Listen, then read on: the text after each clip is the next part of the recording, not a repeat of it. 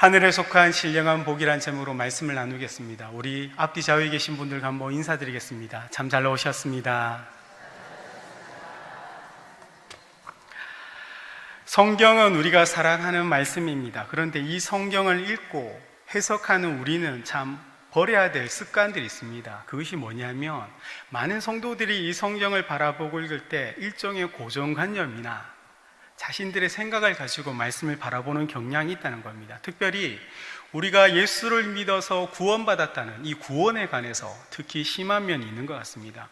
예수님을 믿으면 구원받는 거 맞습니다. 이 자리에 계신 우리 성도님들은 다 예수 그리스도를 믿어 구원받는 하나님의 자녀인 줄 믿습니다.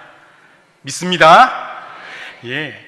그런데 우리가 구원을 받았는데 사실 이 구원이 끝이 아니라 시작이라는 것을 우리는 기억해야 하는 것입니다. 그리스도 안에서 신실한 자로, 그리스도 안에서 신실한 자로 하나님의 약속을 맡은 자, 또한 하늘의 시민권을 획득한 것은 우리 성도의 삶에서 끝이 아니라 시작이라는 사실을 우리는 기억해야 합니다. 구원은 달리기로 비유한다면 이제 출발선에 서 있는 것입니다. 저 결승선이 가 있는 것이 아니라 구원은 예수 그리스도 안에서 우리가 믿음으로 얻은 이 구원은 이제 믿음의 생활을 시작하는 그 출발선에 서 있다는 것입니다. 출발 신호가 울리면 어떻게 합니까? 달리기 선수들이 결승전을 향하여 힘차게 달려가는 것처럼 우리는 구원의 완성을 위하여 결승선까지 잠시도 멈춤이 있어서는 안 되고 그 결승선이 보이는 그 주님 계신 그곳까지 끝까지 우리는 포기하지 않고 힘차게 달려가야 하는 것입니다. 구원이 이렇게 완성이라는 말이 사실 생소할 수 있지만 예수님을 믿고 또 어떻게 됩니까? 죄를 깨닫고 회개하죠. 그러면 우리는 의롭다고 칭의를 받게 됩니다. 그리고 양자가 되고 또 성화의 과정이란 것처럼 우리가 영화의 과정을 가기 위하여 지금 이 땅에서 살아가고 있습니다.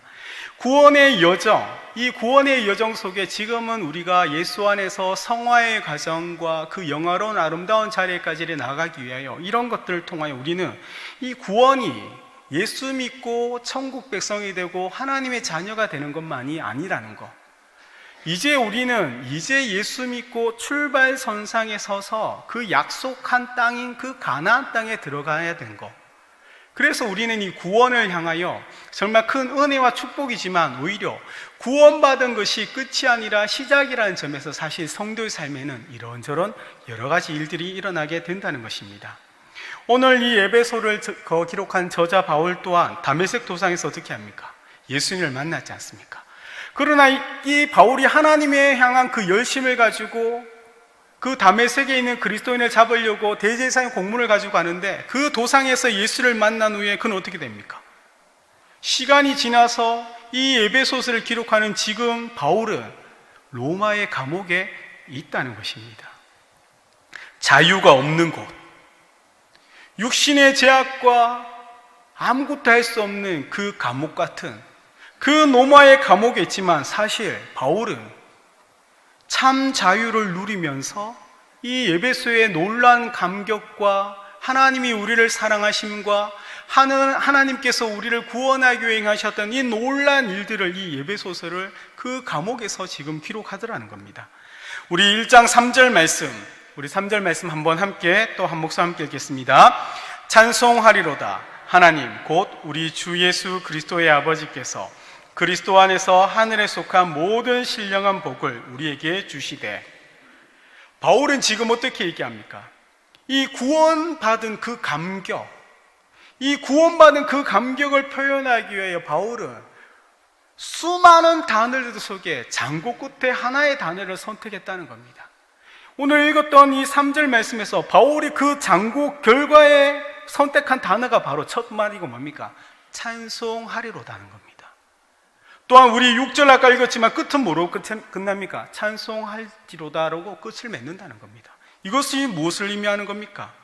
바울은 이 구원받은 것에 대한 그 감격과 또한 구원받은 자로서 누리게 된 놀라운 축복과 그 하나님이 우리의 아버지가 된다는 이 사실을 대하여 바울은 감격할 수밖에 또한 그 하나님을 생각하면 찬송할 수밖에 없다는 그 마음으로 지금 에베소 성도들에게 2000년이 훨씬 지난 우리들에게 하나님의 백성으로 하나님의 자녀로 구원받은 자들에게 삶 속에 늘 있어야 되는 것이 바로 찬송이라는 것을 우리에게 말씀하고 있다는 것입니다. 바울의 과거는 그런데 그렇지 않지 않습니까? 그는 하나님을 향한 열심으로 그리스도인을 잡아서 감옥에 갇히고 또 어떻게 합니까? 순교자 스데반을 죽이는데 가장 1등 공신이 되었다는 겁니다. 그래서 바울은 자기를 표현을 어떻게 합니까? 나는 죄인 중에 괴수라고 합니다. 왜요? 하나님을 향한 열심으로 하나님의 마음을 너무 아프게 했던 그 바울이 내가 죄인 중에 괴수로서 가장 선두에 있다면 그 괴수에게 임할 그 큰 은혜를 기대하면서 또한 그 큰 은혜를 바라보면서 자신을 낮추는 겸손의 의미로 자기를 죄인 중에 괴수라고 자기를 표현했다는 겁니다. 그런 바울이 하나님의 자녀가 되었습니다. 그런 바울이 복음 선포자가 되었고 복음을 위하여 지금은 감옥에 있으면서도 사랑하는 그 에베소 성도를 향하여 무엇을 기록합니까? 사랑의 서신 에베소서를 지금 기록하고 있다는 겁니다. 에베소서는 이런 바울의 신앙의 고백이면서 동시에 에베소 성도들에게 오늘 이 시대를 살아가는 저와 여러분들에게 알아야 할 이 놀라운 축복에 대하여 우리에게 가르쳐주고 있는 말씀인 것입니다. 사실 어제는 저희 둘째 아이의 생일이었습니다. 이상하게 저희 아이들은 누가 가르쳐 주지도 않았는데 생일이 되면 당연히 두 가지가 따라온다고 생각합니다. 첫 번째가 케이크입니다. 그리고 두 번째가 선물입니다.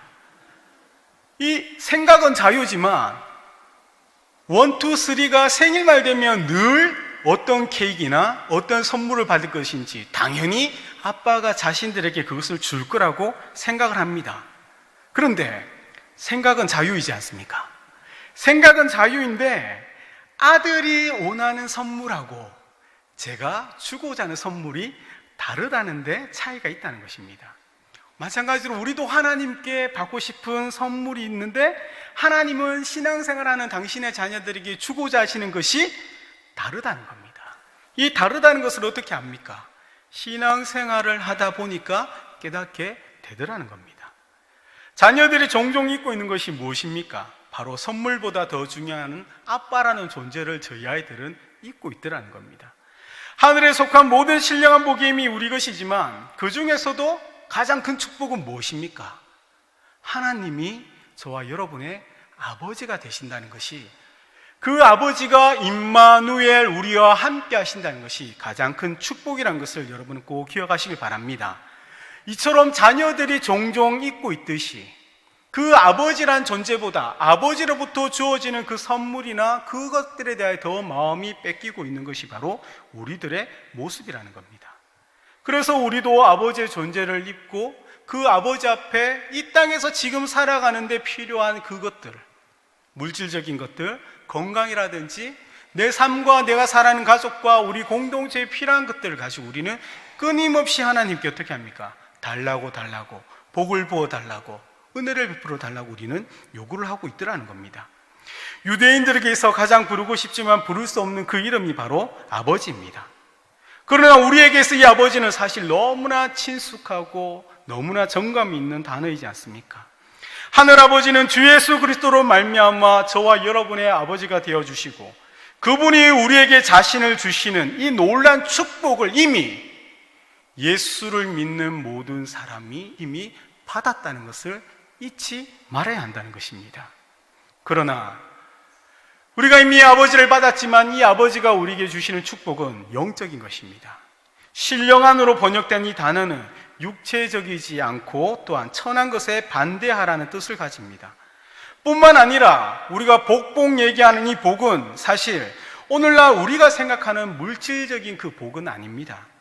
여기에 사실 우리의 착각이 있더라는 겁니다. 신약 성경에 사용된 이 복이라는 단어는 사실 구약 성경의 복의 개념을 이어받는 것 맞습니다. 물론 구약에서 보면 물질적인 것으로 이 복을 설명하기도 하지만 그러나 이것은 하나님이 바로 만복의 근원 되시는 분이라는 것을 설명하기 위하여 그 사실을 설명하기 위하여 물질적인 축복을 우리에게 가르쳐 주는 것이 그것이 전부가 아니라는 것입니다. 멜기세덱이 어떻게 합니까? 아브라함을 축복했지 않습니까? 아브라함은 누구를 축복합니까? 그의 아들 이삭을 축복합니다. 이삭은 누구를 축복합니까? 그의 아들 야곱을 축복합니다. 야곱은 어떻게 합니까? 그의 아들과 요셉의 아들들을 축복합니다. 이 족장 시대에 이어져 내려온 이 축복은 사실 하나님께서 아브라함에게 주신 그 말씀에 근거한 축복이라는 겁니다. 우리 창세기 12장 1절, 3절까지의 말씀 함께 읽겠습니다. 여호와께서 아브라함에게 이르시되 너는 너의 고향과 친척과 아버지 집을 떠나 내가 내게 보여줄 땅으로 가라. 내가 너로 큰 민족을 이루고 내게 복을 주어 내 이름을 창대하게 하리니 너는 복이 될지라.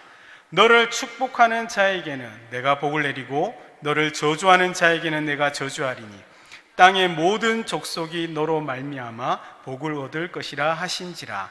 아멘. 하나님께서 아브라함을 부르실 때 아브라함에게 주셨던 이 약속의 말씀이지 않습니까? 그러나 이 약속의 말씀은 아브라함 믿음의 조상일 때가 아니라 거의 믿음이 없을 때 그의 아버지 데라가 우상을 만드는 일을 했다면 최소한 아브라함은 유일하신 하나님만 섬기지 않았다는 것이 성경학자들의 이야기인 겁니다. 그런 아브라함을 하나님께서 부르시고 자녀 삼아 주시고 자녀 삼아 주실 때 이 창세기 12장 1절로 3절까지의 이 축복의 말씀을 그에게 주셨다는 겁니다. 아브라함에게 주신 이 약속의 말씀이 축복한 자를 복의 근원 대신 어떻게 됩니까? 하나님의 그 약속하신 말씀으로 밀어넣더라는 겁니다. 그래서 아브라함이 이삭을 자신의 받은 약속 안으로 믿어넣고 이삭이 야곱을 어떻게 합니까?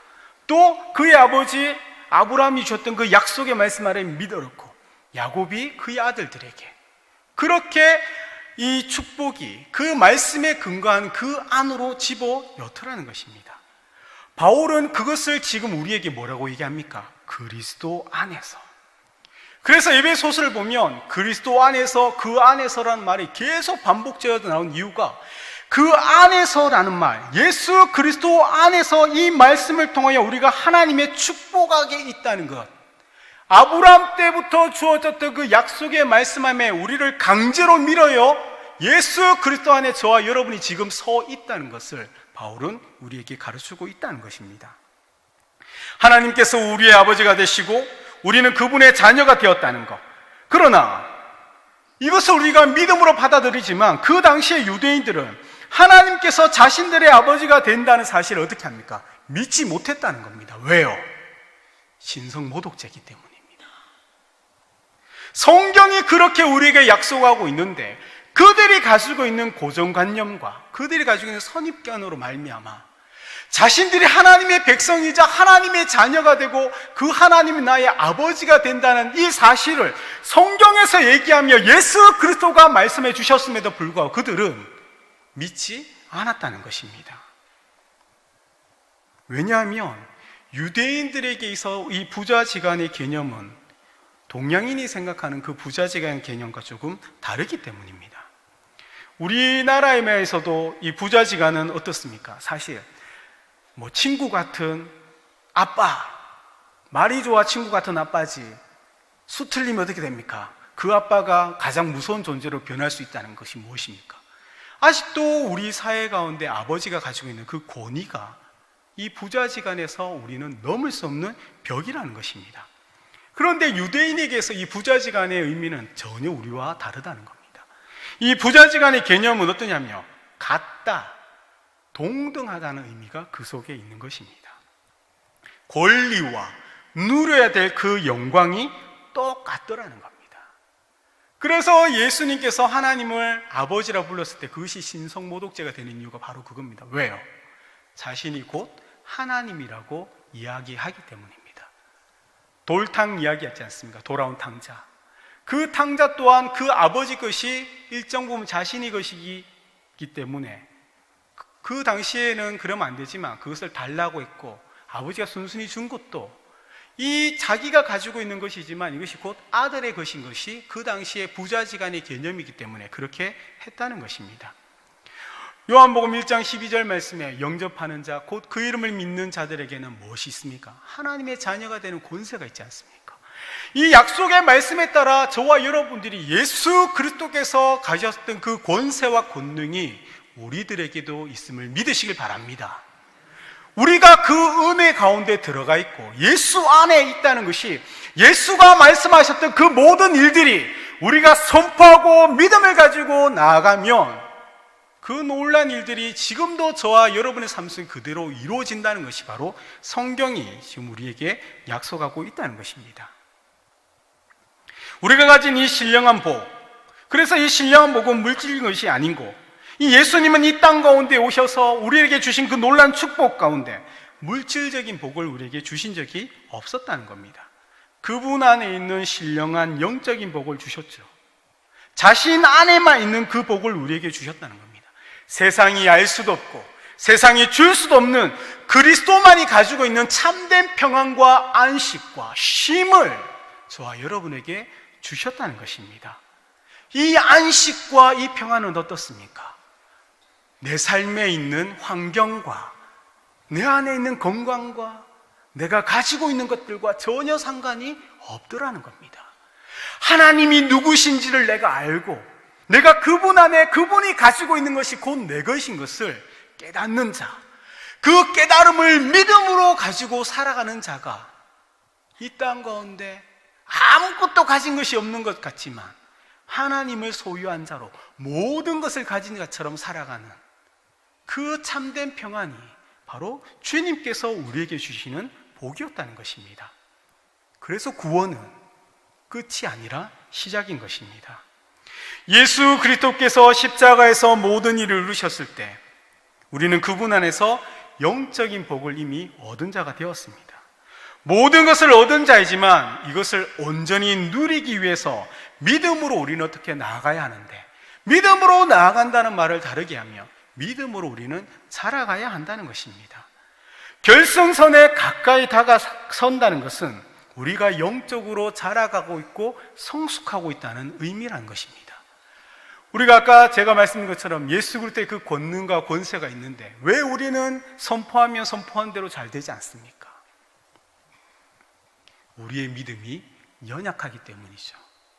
우리 안에 의심하는 마음이 있기 때문이죠. 하나님이 누구신지에 대한 명확한 인식이 우리에게 없기 때문인 겁니다. 그래서 성경 우리에게 뭐라 합니까?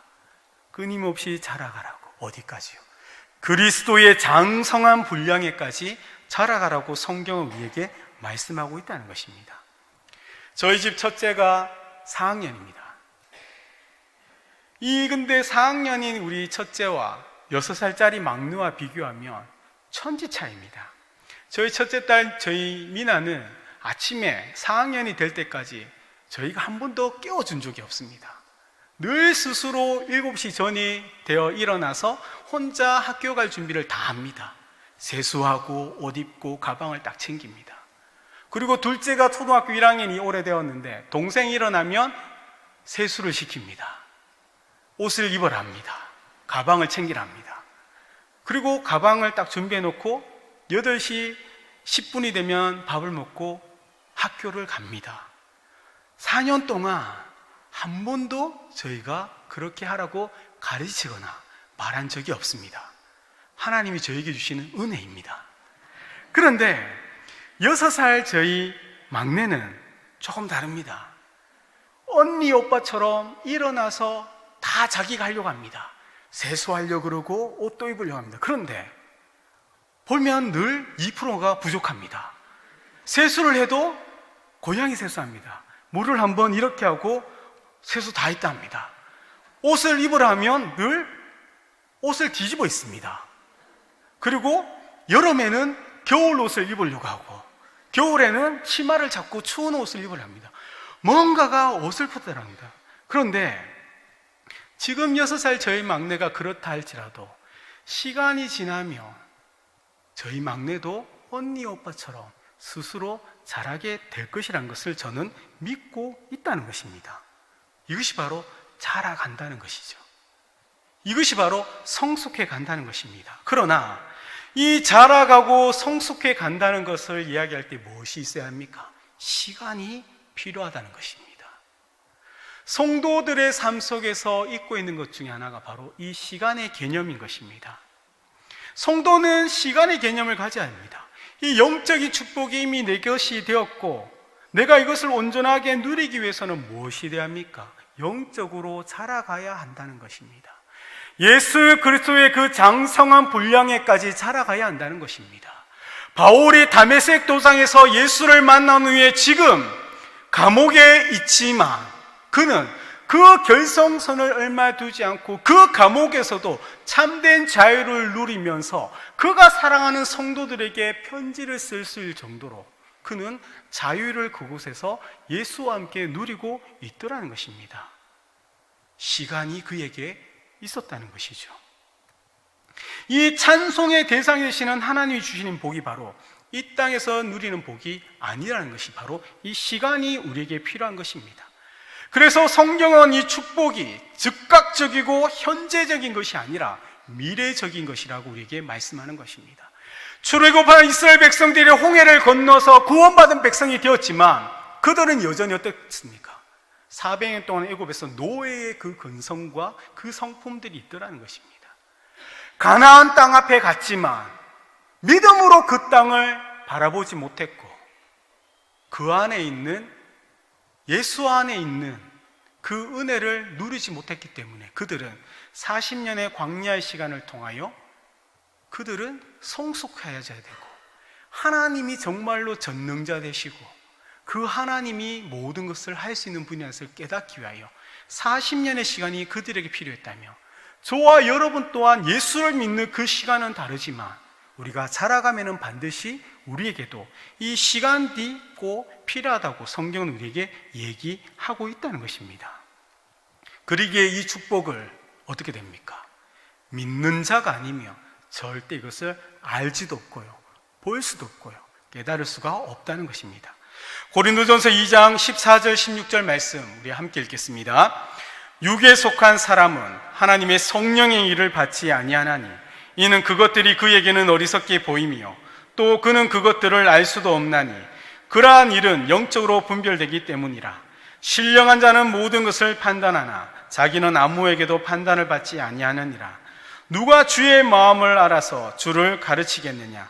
그러나 우리가 그리스도의 마음을 가졌느니라. 아멘.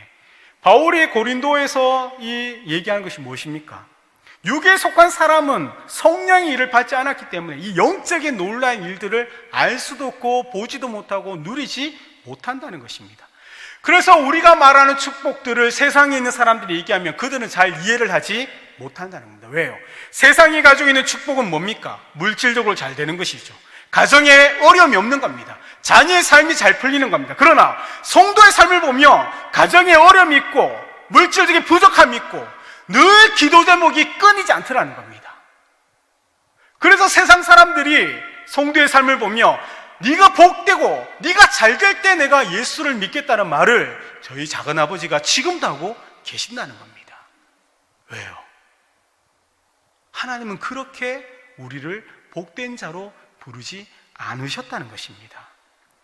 우리가 영혼이라는 그 눈으로 이 땅을 살아가지만 하늘의 시민권을 가진 자로서 그 천국 보좌 앞에 있는 것을 믿음의 눈으로 바라보지 않는다면 우리는 이 땅에 살면서 어떻게 합니까? 아무것도 가진 것이 없는 자처럼 살아갈 수 있다는 것입니다. 이미 그분 안에서 영원한 복, 이 약속의 말씀을 저와 여러분들이 다 받았는데도 불구하고 우리는 또 다른 복을 구하고 또 다른 약속을 찾고 있지 않느냐는 것입니다. 지금 이 땅 가운데만 있고 저 하늘에 없어질 그런 복을 구하는 것이 아니라 무엇을 먹을까, 무엇을 마실까, 무엇을 입을까에만 우리의 관심과 우리의 마음이 집중하여 있는 것은 아니냐는 것입니다. 눈앞에 있는 이 육체적인 필요를 구하고 그것을 구하다가 주어지지 않으면 어떻게 됩니까? 낭망하고 지치고 그렇게 하나님 앞에 등을 돌리게 되더라는 것입니다. 이처럼 헛된 복을 쫓아 살아가는 그 고린도 성도들을 향하여 바울은 뭐라고 얘기하냐면요, 그러므로 내가 너희에게 고나노니 너희는 나를 본받는 자가 되라고 바울이 외쳤다는 것입니다. 바울이 다메섹 도상에서 예수를 만난 후에 그의 삶은 세상이 보기에 잘 나가던 삶이 아니었습니다. 복음을 전하는 곳마다 쫓겨나고 매맞고 죽을 위기를 처하고 풍랑 가운데 있고, 이제는 로마의 복음을 전하는 가운데도 제수의 신분으로 그곳에 갔던 사람이 바울입니다. 그러나 이 성경에 그런 바울이 자신을 두고 얘기할 때 한 번도 자신이 비참하거나 낭망하거나 절망하였다고 이야기하는 곳이 없다는 겁니다. 왜요? 그는 그 모든 시간을 통하여 그가 알고 있던 그 말씀들이 나를 위하여 십자가 달려 죽으신 그 예수 그리스도를 향하고 있다는 사실을 바울은 깨달았고, 그 깨달은 말씀을 단 한순간도 놓지 않고, 비록 그가 죽을 위기에 처했을지라도 복음의 열정을 가지고 하나님의 부르신 그 소명을 가지고 이방인을 향하여 끊임없이 그 복음을 전하며 살아가는 것이 바울의 삶이었다는 것입니다. 이 바울이 지금 우리에게 무엇을 얘기하고 있습니까? 헛된 것을 쫓지 말고 너희는 나를 본받는 자가 되라고 담대히 이야기하고 있다는 것입니다. 왜요? 바울은 예수 그리스도를 본받는 자이기 때문입니다.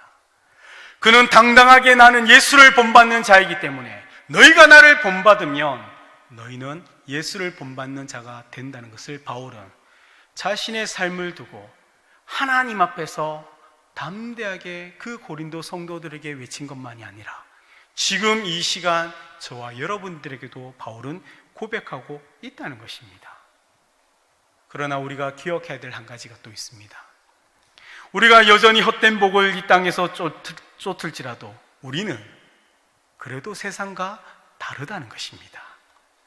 저와 여러분의 모습과 저와 여러분의 행동은 비록 세상과 별반 차이가 나지 않는 것처럼 보일지라도 우리는 다른 존재라는 것입니다. 예수 그리스도께서 우리를 위하여 십자가 달려 죽으셨던 이 놀라운 사실을 우리가 믿어 어떻게 됩니까? 죽었던 우리의 영혼이 살아남는 존재, 하나님에 향한 감각과 반응이 없다가 그 예수 그리스도로 말미암아 이제는 하나님을 향한 그 감각이 생겨나며 하나님 앞에 부끄럽기도 하고 하나님 앞에 죄썩기로 하는, 이제는 그 말씀에 반응하는 자, 그 말씀에 귀를 기울이는 자, 그 하나님을 사랑함으로 이 시간에 이곳에 나와 그 하나님 앞에 영광 돌리는 자, 그런 존재가 바로 저와 여러분이라는 것입니다. 죽었던 우리의 마음에 예수 그리스도라는 그 생명의 씨앗이 뿌려졌습니다. 그러나 이 씨앗이 뿌려졌다고 해서 즉시로 열매를 거둘지 못하는 것처럼 우리에는 시간이 필요합니다. 출발해서 결승점으로 달려가는 그 시간이 필요하며 어린아이에서 장성한 분량에까지 자라는 그 시간이 우리에게는 필요하다는 것입니다. 그 시간에 이런저런 삶의 굴곡들과 어려움과 아픔이 있지만 하나님은 그 모든 일들로 통하여 정말 우리가 가지고 있는 것을 깨닫기를 바라며 그 모든 시간들 속에서 살아계신 하나님이 우리와 함께하고 있다는 사실로 말미암아 날마다 찬송하며 기뻐하며 그 감격으로 살아가기를 그 자녀들인 저와 여러분에게 하나님은 가르쳐주고 싶어 하신다는 것입니다. 사랑하는 여러분, 여러분의 마음은 생명의 씨앗이 뿌려졌습니다. 그 씨앗이 뿌려진 자는 우리가 땅을 기경하는 것이 아니고 우리가 이 뿌려진 씨앗을 자라게 하는 것이 아닌 것처럼 저와 여러분은 지금도 자라가고 있다는 것을 꼭 기억하시길 바랍니다. 그러나 우리가 좀 더 빨리 성숙해지고 우리가 좀 더 빨리 하나님의 자녀로서 누려야 될 축복을 누리고 싶으신 분은 말씀 앞에 온전히 순종하시기를 주의 이름으로 축복드립니다. 그러나 비록 우리가 순종하지 못할지라도, 우리는 실패할지라도 우리 아버지는 절대 실패하지 않는다는 그 사실을 기억하심으로 지금도 내가 자라가고 있다는 것, 그러므로 말미암아 하나님께서 이 땅 가운데 우리에게 주시고자 하는 그 놀라운 것들을 내 안에 가진 것을 깨달아 그것으로 말미암아 내가 기뻐하고 오직 하나님을 찬양하며 이 땅에서 빛과 소금으로 복음의 증인으로 살아가고자 하는 저와 여러분의 삶이 그 마지막 결승선까지 다가갈 때까지 부끄럽지 않는, 정말로 하나님 앞에서, 또한 사랑하는 성도들 앞에서, 또한 본인 스스로에게 부끄럽지 않는 그 믿음의 성도 되시기를 우리 구주 예수님의 이름으로 축복드립니다. 우리 시간